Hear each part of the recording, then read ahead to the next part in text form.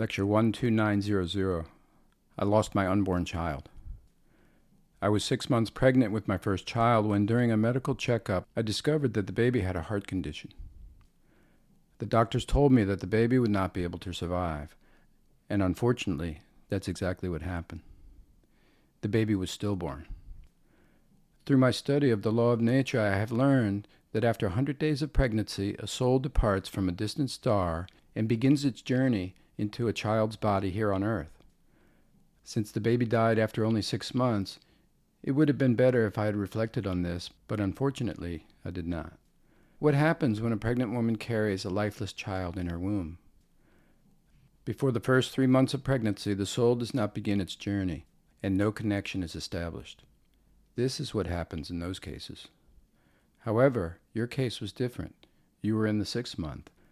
It takes a soul approximately 7 months to reach the newborn, according to the lunar calendar, which is approximately 6 months on the solar calendar. After the first 3 months of pregnancy, the soul begins its journey. In your case, the child died after 6 months when his soul was already on its way. The soul arrives at its destination 10 months after conception, according to the lunar calendar.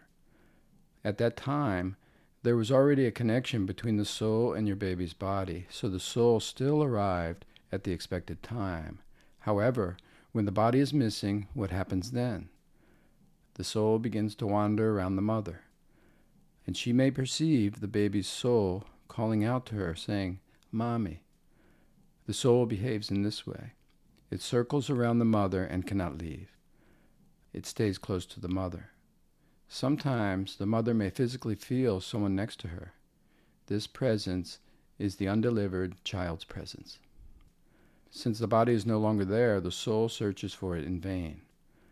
If you had known how to take care of these souls that haven't found their bodies, they would help you by collaborating with you. On the other hand, by ignoring them, being unaware of their existence, they can create problems for you.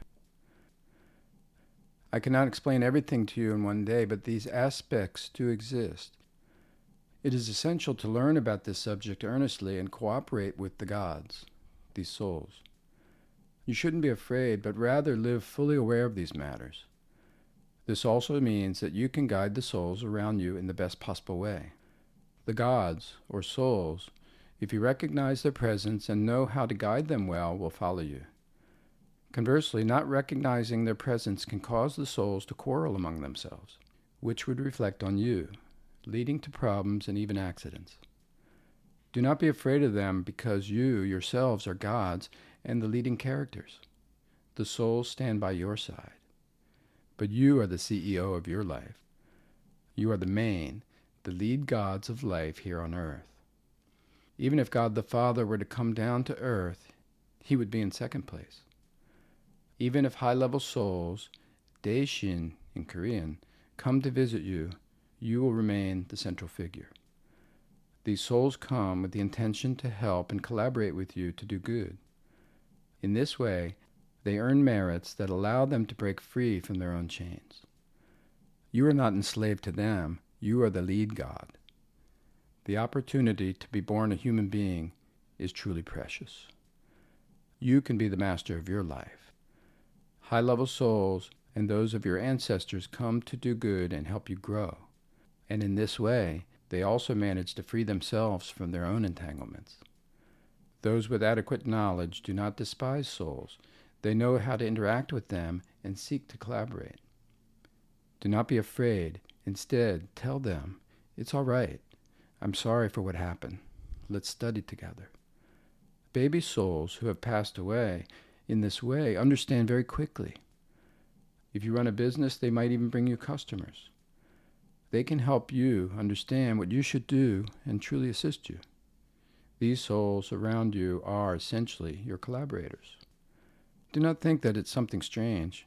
On the contrary, if you speak to these souls, apologizing for things having gone a certain way, they will be immediately reassured.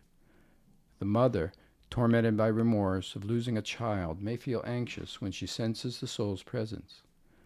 But the soul has the right to stay by her side. By studying these subjects, we understand that we have the ability to guide nature, and this depends solely on the quality of our thoughts. Okay?